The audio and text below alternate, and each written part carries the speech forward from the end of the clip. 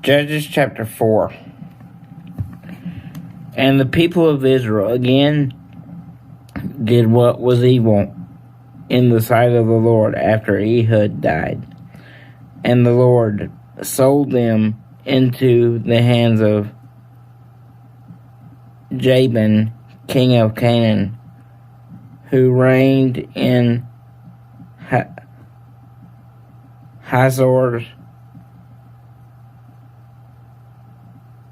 The commander of his army was Sisera, who lived in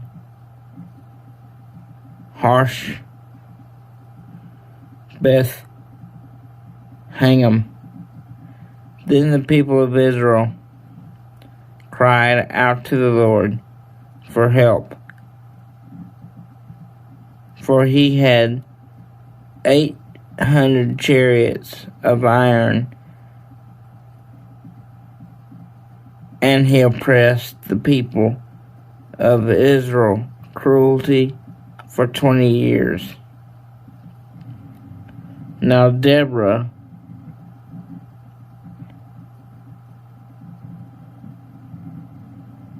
a prophetess, the wife of Lap, was judging Israel.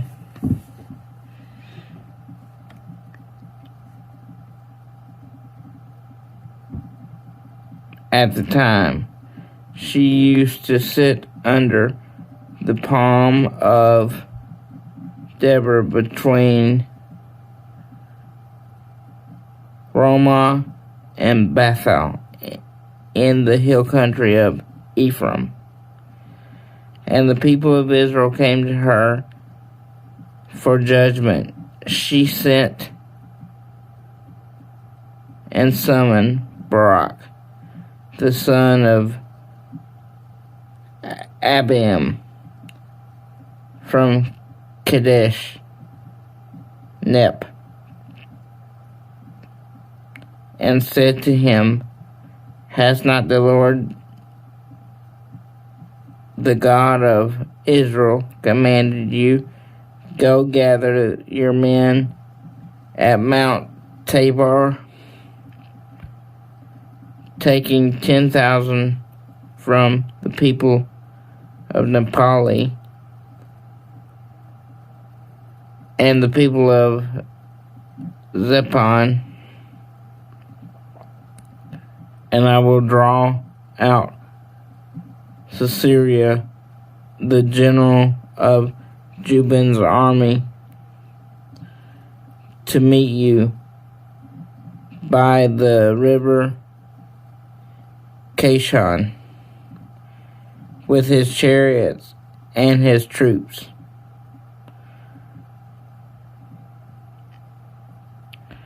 And I will give him unto your hand. Barak said to her, If you go with me, I will go, but if you don't go with me, I will not go. And she said, I will surely go with you. Nevertheless, the road on which you are going will not lead to your glory, for the Lord will sell Syria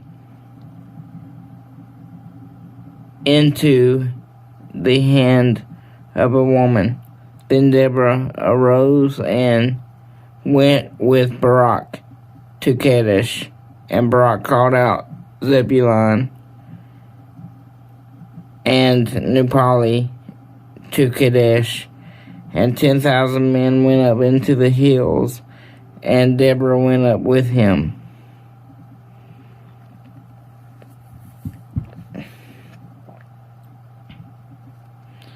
Now Heber, the Canaanite, had separated from the Canaanites, the descendants of Hebron,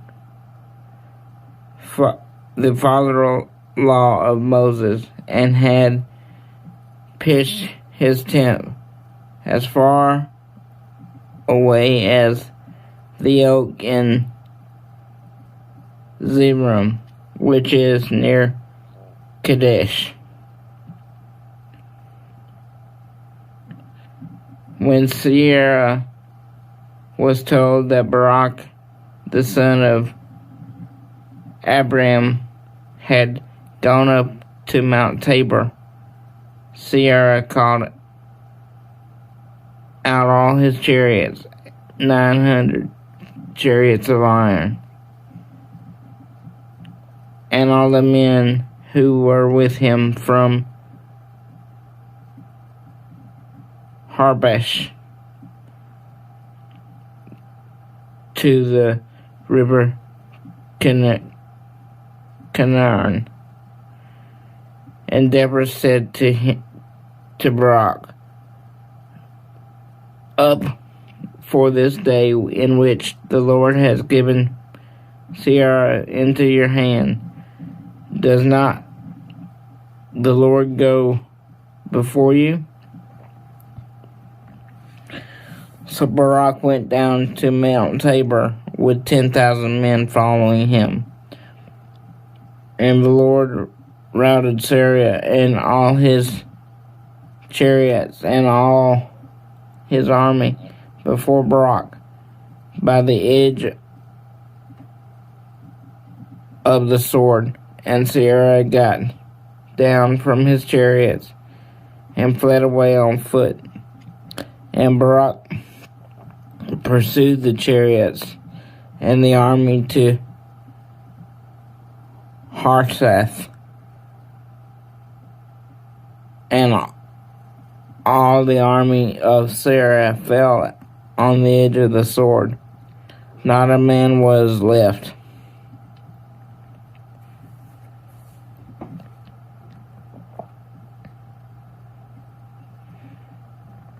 But Sisera fled away on foot to the tent of Joel, the wife of Hebron, the Canaanite, for there was peace between Jabin, the king of Hazor, and the house of Hebron, the Canaanite. Joel came out to meet Sisera and said to him, "Turn aside, my lord.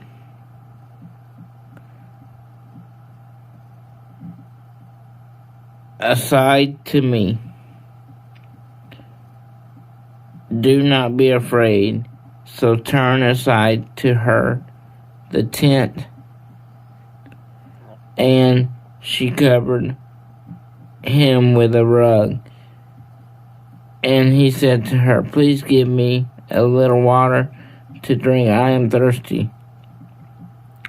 She opened a skin of milk and gave him a drink and covered him. And he said to her, "Stand at the opening of the tent. If any man comes and asks you, 'Is anyone here?' say no." But Jael, the wife of Heber, took a tent peg and took a hammer in her hand. Then she went softly to him and drove a peg into his temple until it went down into the ground, while he was laying fast asleep from weariness. So he died. And behold, as Barak was nursing Sisera, Jael went out to meet him.